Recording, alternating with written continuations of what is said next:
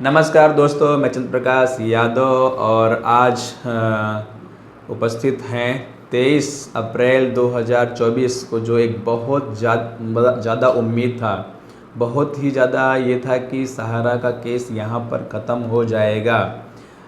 जमाकर्ताओं को भी और 13 करोड़ जमाकर्ताओं को और 12 लाख कार्यकर्ताओं को, सबको ये उम्मीद था कि सारे मुद्दे को एक में ही मर्ज कर दिया गया है और सुप्रीम कोर्ट के अंदर में 3 जजिस बेंच के अंदर में मामला लिस्ट हुआ था।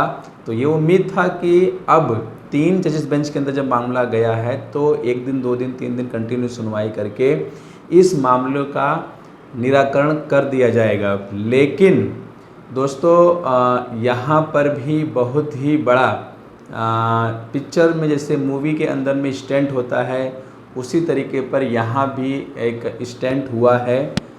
ये 23 तारीख, आज हम 25 तारीख में बैठे हैं। थोड़ा एक दिन मैं आपको डिले बता रहा हूँ क्योंकि मैं भी जो भी न्यूज़ मेरे द्वारा दिया जाए तो मैं समझता हूँ कि आपको सारी जानकारी सही हो। जब तक मैं किसी चीज़ से संतुष्ट नहीं होता हूँ तब तक मैं ऐसा नहीं समझता हूँ कि आपको वो जानकारी पास ऑन करूँ, ठीक है। तो इसलिए थोड़ा सा लेट भी हुआ, लेकिन मेरी जानकारी जो भी आएगी वो जब तक मैं संतुष्ट नहीं होऊंगा तब तक आपके पास मैं पास ऑन नहीं करूँगा। तो दोस्तों ये जो उम्मीदें थी हमारी 23 अप्रैल के लिए, बहुत ज़्यादा उम्मीदें थी, बहुत ज़्यादा ये था और पूरे सोशल मीडिया के अंदर में काफ़ी कुछ चला भी था, ये चीज़ दिखाया भी गया था। लेकिन 23 तारीख को रातों रात जो है, रात के अंदर में ही जैसे 23 तारीख की रात हुई और 10-11 बजे के आसपास ये मामला डिलीट करवा दिया गया। तो ये एक्चुअल में ये हुआ कि 22 तारीख को ही, 22 अप्रैल को ही सुप्रीम कोर्ट के अंदर में सेबी के तरफ से जा कर के एक रिक्वेस्ट की गई और वहाँ पर नेक्स्ट हियरिंग का डेट 3, 4, 5 सितंबर के लिए ले लिया गया। अब ये क्या दबाव था, सरकार की तरफ से दबाव था सेबी के ऊपर में, या सेबी को डर लगने लगा था कहीं ऐसा ना हो कि फैसला सहारा के फेवर में जाएगा तो हमारी छवि न खराब हो जाए, या फिर चुनाव को लेकर के कहीं माहौल वोट बैंक को लेकर के इसको अभी वोटिंग के टाइम पे क्यों फैसला दिया गया। तो बहुत सारे अलग अलग फैक्टर हैं, या फिर विपक्षी पार्टी कहते हैं कि भाई ये मामले को अभी इतना जल्दी क्यों ले लिया गया। जो भी चीज़ था, जल्दी तो नहीं है, 12 साल 13 साल हो गया, मामला जल्दी कहाँ है। लेकिन आप देख सकते हो यहाँ पर न्यायपालिका भी कहीं न कहीं सरकार के या सरकारी एजेंसियों के दबाव में दिखती नज़र आ रही है। जब लिस्ट हो गया मामला 23 अप्रैल के लिए, जब सुप्रीम कोर्ट के अंदर में लिस्ट हो गया तो एक दिन पहले कैसे आकर के उसको डेट बढ़ा दिया गया। इस पर प्रश्न बनता है, इस पर यह प्रश्न बनता है कि ये हुआ कैसे। इतना बड़ा मामला जिसमें 13 करोड़ लोग पीड़ित हों, ऐसे मामले का डिसीजन आ रहा था और डिसीजन आने के एक रात पहले, उसी रात में इस मामले को डिलीट करवा दिया जाता है, यानी जो लिस्ट हुआ था वहाँ से हटा दिया जाता है।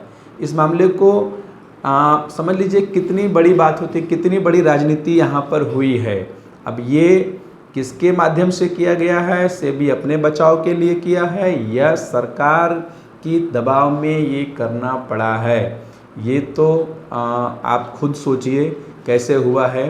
क्योंकि इतने लंबे समय के बाद जब मामला निर्णय के ऊपर पहुंच रहा था और कहीं न कहीं जमाकर्ताओं को और कार्यकर्ताओं को एक न्याय मिलने की बहुत ज़्यादा आशा थी, तो ऐसा हुआ कि अब न्याय प्रक्रिया जो भी होगी वो इस जो चुनाव चल रहा है का महोत्सव है, इस चुनाव के बाद की डेट आई।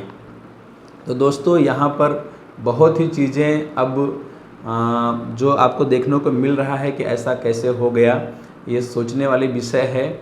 तो हमें ये बताना था आपको कि 23 तारीख को सेबी का और सुप्रीम कोर्ट का जो मामला था वो अब चला गया है 3, 4, 5 सितंबर को।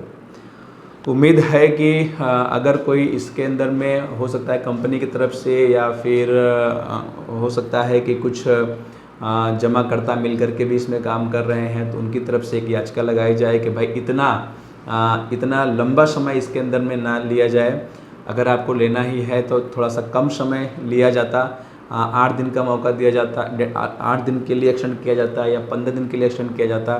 तो ऐसा कुछ अगर होगा तो हो सकता है ये डेट दोबारा मिले, लेकिन फ़िलहाल ये सितंबर के लिए दिखाई दे रहा है जो लिस्ट हुआ है।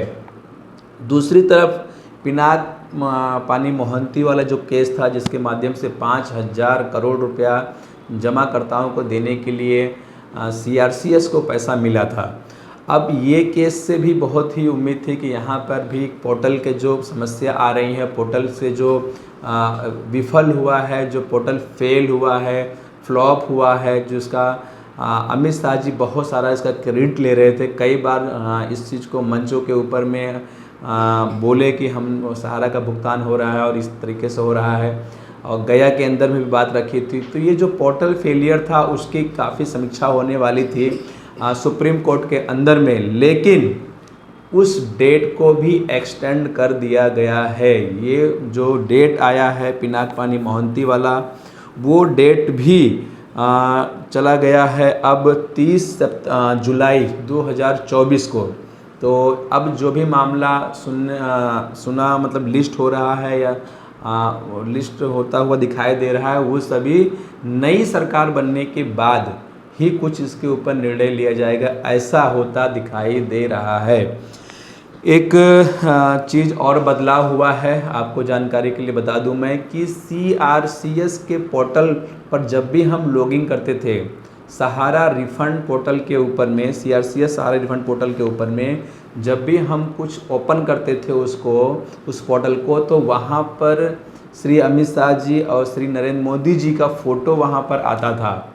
मतलब हर जगह ऐड उनका ही चित्र आपको दिखे, कुछ इस तरीके से था। तो वहाँ भी हालांकि वो सहकारिता मंत्रालय भी उनके पास था और हमारे प्रधानमंत्री जी भी हैं, तो ऐसा हम विरोध भी नहीं कर सकते हैं इस चीज़ का कि नहीं होना चाहिए था, लेकिन आज वो फ़ोटो हटा लिया गया है। हो सकता है कि आदर्श आचार संहिता की वजह से वो फ़ोटो हटाया गया हो, ये भी बातें हो सकती हैं। इसमें कोई ये नहीं है कि क्योंकि जब आचार संहिता लगता है तो किसी प्रकार का पार्टी का या उस व्यक्तित्व का जो चुनाव इलेक्शन में है उम्मीदवार है, तो उनका फ़ोटो सार्वजनिक हर जगह इस तरीके से नहीं लगाया जा सकता है। तो हो सकता है कि उसके चलते उस फ़ोटो को वहाँ से CRCS की साइट पर से हटा दिया गया हो। तो दोस्तों, जो जानकारी 23 तारीख के आप लोग इंतज़ार कर रहे थे, काफ़ी आप मैसेज भी आ रहा था कि सर क्या हुआ, क्योंकि कुछ लोग हमको सुनने वाले भी हैं, काफ़ी लोग हैं जो बातों को बिलीव करते हैं। तो उन सभी के लिए ये वीडियो हमने बनाया था। आगे जो भी वीडियो और भी समाचार आएंगे, सहारा से संबंधित जानकारी आएगी, वो हम सभी आपके साथ साझा करते रहेंगे और आपसे रिक्वेस्ट करेंगे कि इस तरह का जो भी सहारा से संबंधित जानकारी पाने के लिए हमारे वीडियो को चैनल को लाइक करें, सब्सक्राइब करें और शेयर करें। थैंक यू, नमस्कार।